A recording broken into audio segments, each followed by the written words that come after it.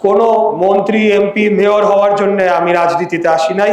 আমরা কোনো মন্ত্রী এমপি মেয়র কোনো পদবীর জন্য রাজনীতি করি না।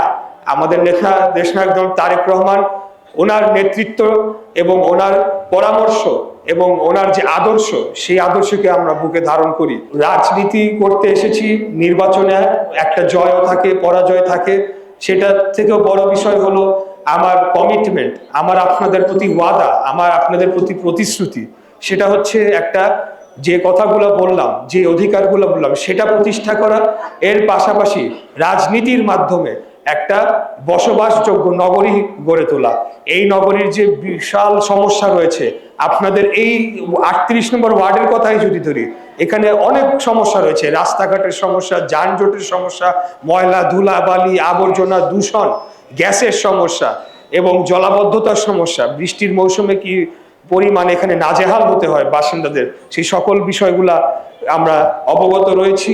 এবং দীর্ঘমেয়াদে যেমন আমরা একটা ক্ষমতার ভারসাম্য এনে সকল প্রকার যে সংস্কারের প্রস্তাব দেওয়া হয়েছে, সেগুলোকে বাস্তবায়ন করা যেমন আমাদের একটা প্রতিশ্রুতি।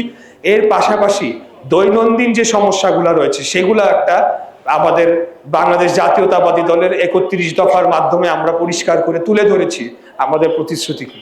আমরা বাংলাদেশের স্বাধীনতা সার্বভৌমত্ব রক্ষায় কোনো ধরনের আপোষ করব না।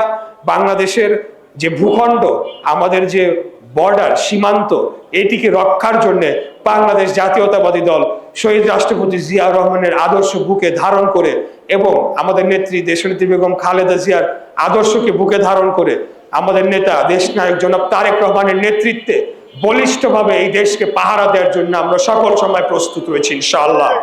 কোনো মন্ত্রী এমপি মেয়র হওয়ার জন্য আমি রাজনীতিতে আসি নাই। আমরা কোনো মন্ত্রী এমপি মেয়র কোনো পদবীর জন্য রাজনীতি করি না। আমাদের নেতা দেশনায়ক তারেক রহমান, ওনার নেতৃত্ব এবং ওনার পরামর্শ এবং ওনার যে আদর্শ, সেই আদর্শকে আমরা বুকে ধারণ করি। আমাদের আদর্শ হচ্ছে একটা স্বাধীন, সার্বভৌম এবং গণতান্ত্রিক দেশ হিসেবে বাংলাদেশকে গড়ে তোলা। এবং আমি সর্বশেষ যে কথাটি বলবো, আমাদের নেত্রীর যে এই ত্যাগ, এই আত্মত্যাগ, সেটার প্রতিদান আমরা দিতে পারবো যখন বাংলাদেশে একটা সঠিক এবং সুষ্ঠু, গ্রহণযোগ্য, অবাধ, নিরপেক্ষ নির্বাচনের মাধ্যমে একটি জনগণের সরকার প্রতিষ্ঠা হবে। সেই নির্বাচনে যারাই রাষ্ট্র পরিচালনার দায়িত্বে আসুক, তাতে কোনো অসুবিধা নাই, কিন্তু জনগণ জিতে গেলে জিতে যাবে বাংলাদেশ।